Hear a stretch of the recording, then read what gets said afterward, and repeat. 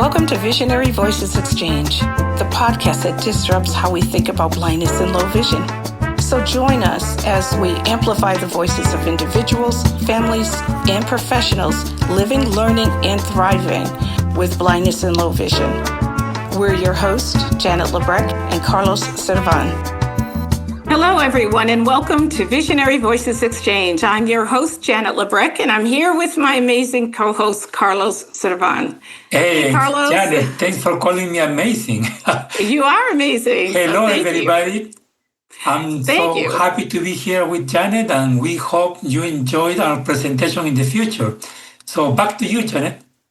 Thanks so much. I think it might be interesting to talk for a few minutes about why we actually wanted to do a podcast. This is my first time ever doing a podcast. I don't know about you. Same. First, yes, first time. So we're novice I'm a little nervous.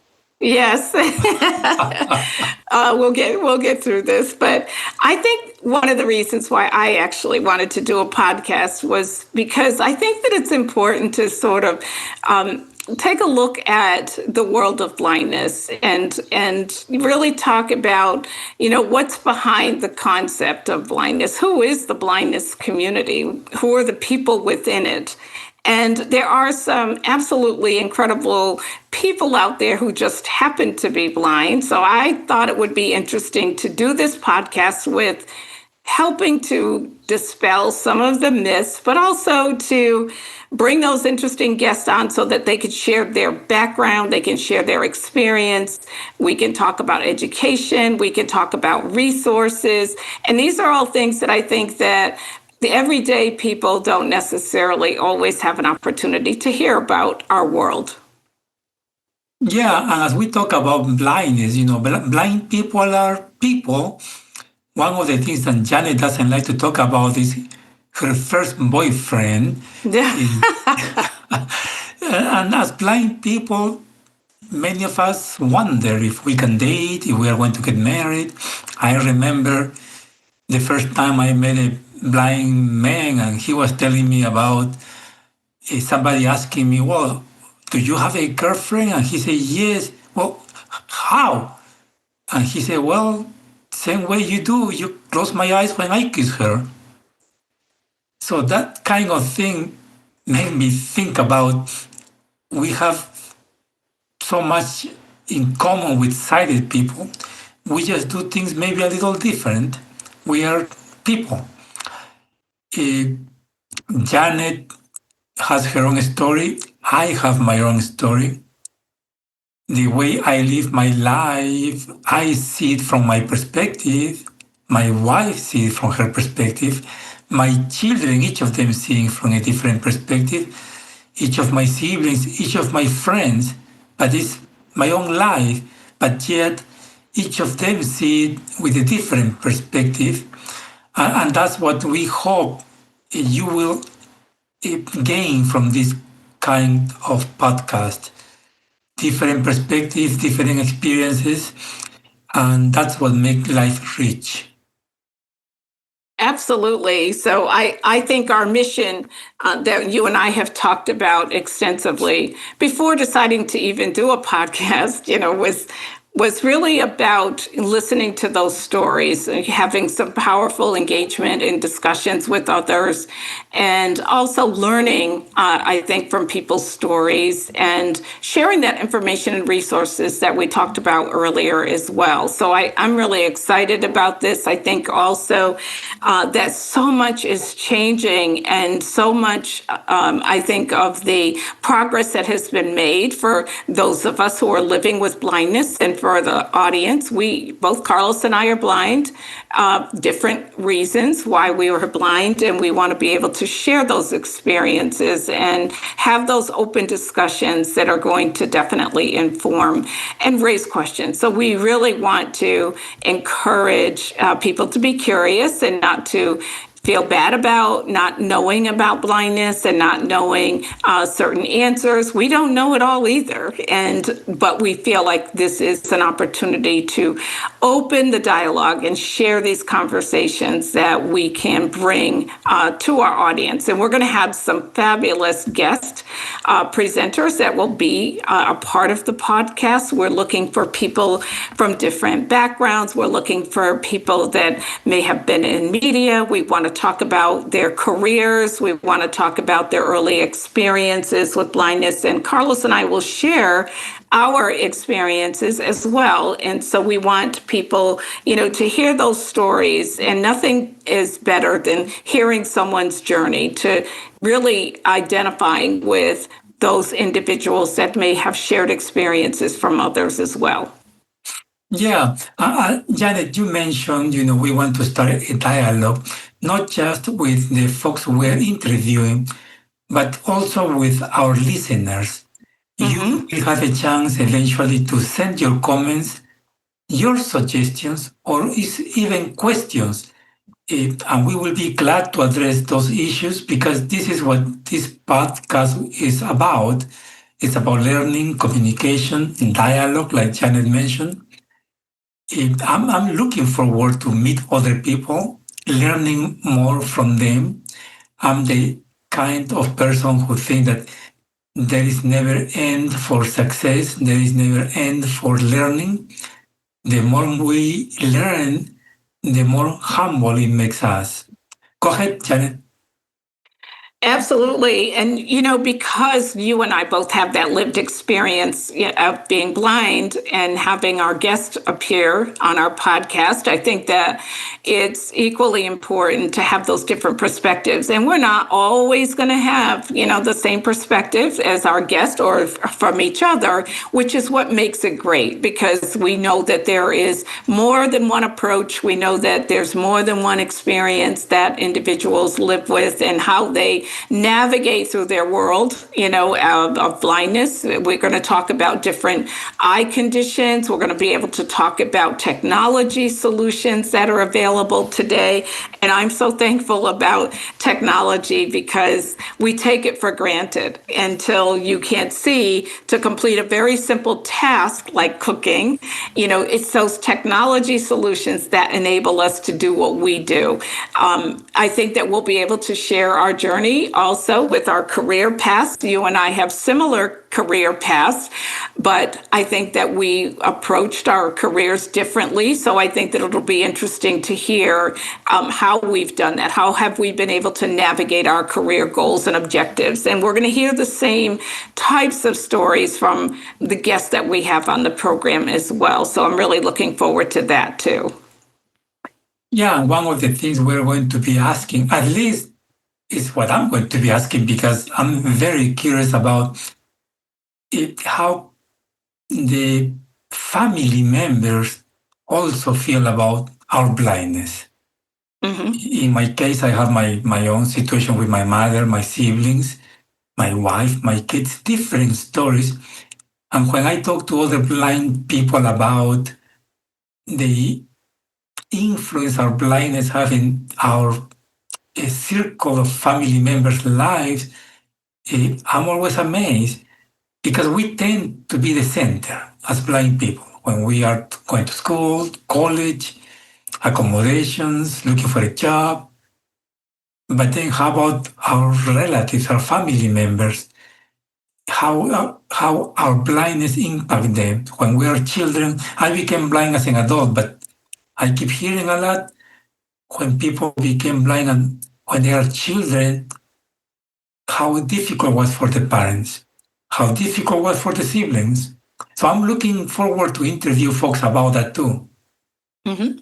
Yeah, I agree. And I think that that's what makes the stories so powerful, because we're not just talking about blindness from an individual perspective. We're talking about it from a family perspective, from a community perspective, from a professional perspective, because you and I both have careers in the field of rehabilitation, and especially in the field of rehabilitation, working with individuals who are blind from all different reasons, all different ages across the lifespan. And so I think that that's what makes it really, I think, compelling, to sort of have those conversations from those different perspectives.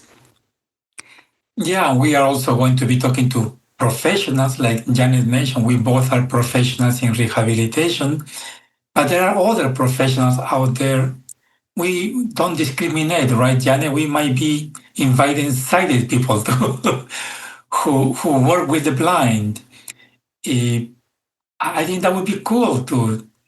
Some of us call them blind at heart, those who are sighted and work with blind people because they believe in the capability of the blind, they believe in the ability of the blind, and we want also to hear from them why, what makes them blind at heart. Absolutely. And, it's interesting because I can remember as a young person going blind, losing my blindness very slowly, along with my siblings, and how sensitive that is as a young person, as a child. It's hard enough growing up as a child, being around your peers when when you don't have any differences, any major differences like a disability. And I can remember how sensitive that was. And so it's really about sharing those, experiences, but also educating and raising that awareness about how we got through those kinds of experiences as well. And that people should not feel different. They should not feel alone. And oftentimes, the more we're exposed to others who may have shared experiences, that can really be helpful for anyone who is experiencing a disability or illness. They just haven't necessarily been connected to others also. Yeah, and we will also talk maybe about the influence or evolution of the law. We have the ADA, Section 503. The law can maybe modify behavior, but doesn't change the attitude. And we will also analyze those areas, how some employers maybe feel like they have to interview us or give us a job just because of the ADA, that the teachers will provide accommodations just because of the law says so. But do they really believe in the capability of the blind, the capability of people with disabilities? We are going to be talking about those frustrations many times, how we sense those folks out there who many times don't believe on us. We also sense those who believe on us. We call it, like I mentioned earlier, blind at heart. I know many teachers who don't believe in the capability of the blind. And don't take me wrong, they are good people. It's just they don't think blind people can be as competitive as sighted people. And we are going to be interviewing some folks addressing those issues too.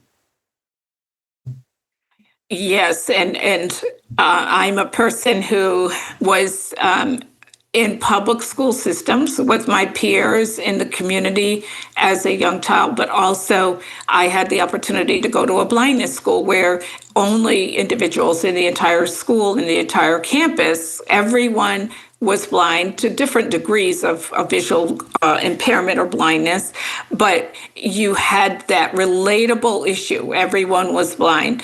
That we're going to talk about those situations where individuals might be in the school system, and are they truly integrated in the school system? Are they truly included in not only the educational experience, but all the other little peripheral things that go on in the school system as well?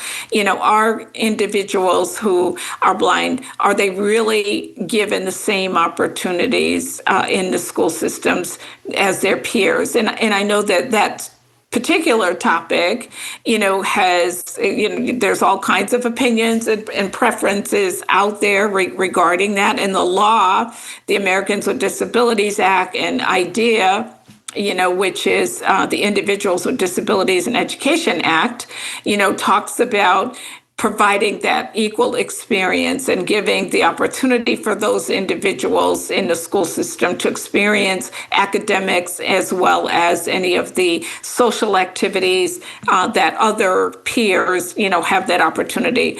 And that's a lot easier said than done sometimes. So we're going to definitely dive into that conversation as well.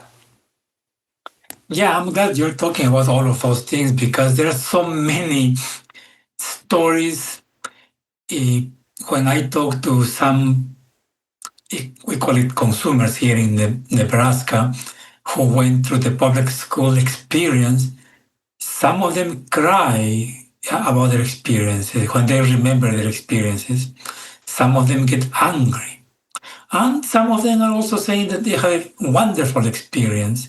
Mm-hmm. And I'm the type of guy who always want to know why those different experiences. And number one, I like to learn, but number two, also, what can we do about making sure that we all have good experiences? That those who have bad experiences, that those kind of stories are not repeated. And maybe, well, not maybe, but I'm sure we all can do something about it. Yes. Oh, yeah, absolutely. And I think that having that awareness and learning about those experiences, I believe very strongly that individuals may not necessarily be purposefully excluding or not feeling comfortable around someone who is blind or have any other disability. But I think that it's an opportunity, to raise that awareness and again, have that exposure so that the information is there, the comfort level eventually, increases and we discover that we have a lot more in common than we do have differences. And I think that really is an opportunity then to share that information, but also provide that experience so that people can see the common areas in each other. Right. You mentioned earlier, Janet, and we will be talking also about technology. Those who can notice my accent grew up in a different country where we didn't have much access to technology. And technology keeps evolving and advancing in a very fast rate. Are we prepared to deal with all those changes? Mm-hmm. Are we getting overwhelmed with so much technology out there? Who recommends what? What is good for each of us? We will talk about those advances. The kind of classes and artificial intelligence. To me, that's fascinating. It is fascinating. And I grew up in a time when we didn't have all this technology, so we had nothing, and so to have this technology today, it certainly can be overwhelming, but it can be incredibly helpful. There are learning curves, and we have to spend so much more time than the average person in being able to do something like to go shopping on the internet. If the internet is not if the content on the internet or the content on a web page is not accessible for us, then it makes it really challenging for us to take advantage of, shopping on the internet where general society, they have that availability and they think nothing of it, which is great. We should have it, but it should be for everyone. So I think that we're going to get a chance to talk to some people. There are some amazing entrepreneurs out there who are making products and services more available, more accessible. I think that there is so much to learn about that. We could just do a whole show on technology and have it be multiple excerpts of that because there is so much that is available out there. But again, there's a lot to learn from this technology. There's privacy issues. issues. There's all kinds of issues that we all know today in this world of technology that is also equally frustrating, and it requires a learning curve, for us when we want to be able to learn how to use the technology, but learn it in a way that's going to be effective and increase independence. Yeah, and as we talk about technology, also we will talk about how cool they look. I read not too long ago a study in Europe that they did about blind people using technology and what kind of technology they prefer. And it's interesting, the younger generation, they want to use it as long as it looks cool. Uh-huh. Yeah, it's interesting. Yes, yeah, absolutely. Yeah.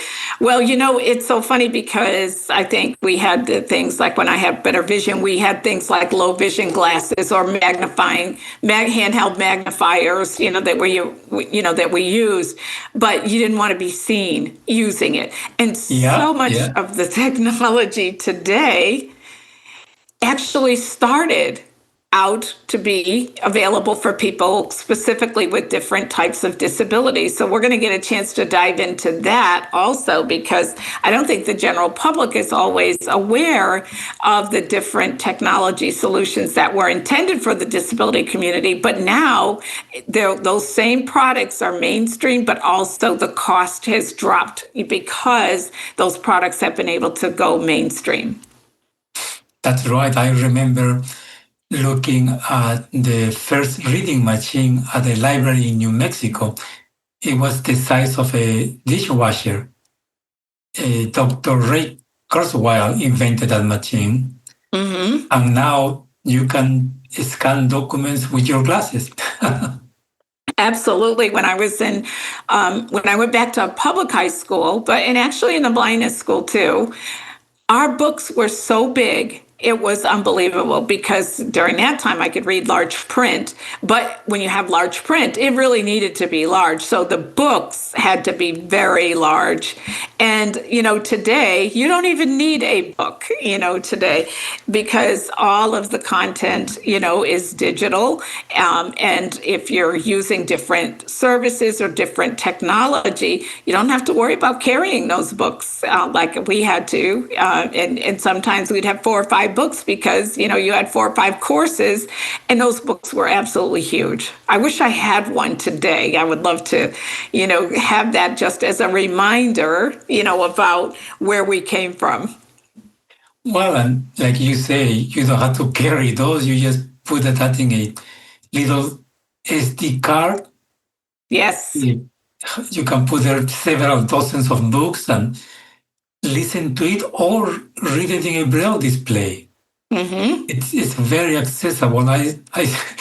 When you mentioned that you were carrying books, I remember carrying a big tape recorder. Yes. Several tapes, a braille writer. Yep. Yeah, and you needed a suitcase or something to carry it all in, so I think that also besides technology, how that technology today really can help us with things like fashion, for example, for the women out there that are blind or have the visual impairment, the assumption sometimes is that we don't wear makeup, or, even if we want to wear makeup, do we have the ability to apply the makeup, or how do we actually do that? And, people are very curious about that. And the answer is yes, absolutely. With the technology today, we can absolutely do that. And we do that. And looking at fashion, for example, which is very important to young people as well. But if you're out there looking for a job as well, you want to be aware of what, the fashion is, what the dress code is, depending on your career path. Not everybody needs to wear a suit, to work. Not everybody has to go to an office today, because we know that there's remote work opportunities out there, but you still need to have that sense of what is appropriate. How do you manage being able to tell the color of a garment, whether it's a pair of slacks or whether it's a blouse. How do we do that? And partly we do it with technology, but there's multiple ways and multiple solutions that we can use to be able to have the opportunity to engage in shopping and doing all those kinds of things that everybody else does. Yeah, it's so interesting when we talk about clothing. Sometimes when I go to national conventions, men usually carrying a small bag and women are carrying 2 suitcases. Do you know why I'm having? That's not a blindness thing. that's a woman thing.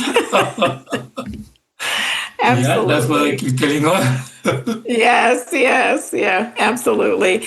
And you know what? I think also, we talk about blindness sometimes, and I think sometimes people think that it's so sad, that we're blind. But guess what? We have to use humor also. And I think we're going to be able to share so many examples of humor, things that we have done, like the time that I was going to help my mom with preparing the meals while she was at work and we were home by ourselves, and I wanted to start the supper, and I pulled what I thought was a zucchini out of the refrigerator and I started boiling it, and it wasn't cooking, and I realized later that it was not a cucumber, it was a zucchini. But to me, a zucchini and a cucumber look an awful lot alike, Yep. So but what do? You make the best of it. I think we're going to be able to give a lot of examples, but also hear from others on how they navigate those kinds of situations and how frustrating sometimes that can be. But there is a role for humor here too. Well, I'm also, we're talking about frustration and learning. In life, anybody who has success had to experience failure. Sure. And as blind people, sometimes we tend to not want to try again because it didn't work once. Mm-hmm. Well, we all have to try. And as we have those experiences with humor, sighted or blind, then you accomplish things in a better way. With humor, you can make more friends. People don't want to be around angry blind people either. Yes. So, yeah. Absolutely. And, I think also what we learn about ourselves really does help us, to get through some of those kinds of situations and everything. But I am so excited about diving into this podcast and meeting all of these different people and then talking about the different topics that we just kind of walked through. So I want to definitely encourage people also to like us on YouTube and subscribe so that you can get that access to some of the conversations and any exciting events that we may be having also. So really want to encourage people to join us and come along with us on this journey. So Carlos, until we dive in for our next episode, we are going to be hearing from someone who has had an amazing career in science, and we're looking forward to being able to interview him and to hear about his journey. So I want to encourage everybody to tune in. That's right. And as you tune in, don't forget to send your comments, send your questions and suggestions. Thank you for joining us on Visionary Voices Exchange. I'm Janet LaBreck. Until next week.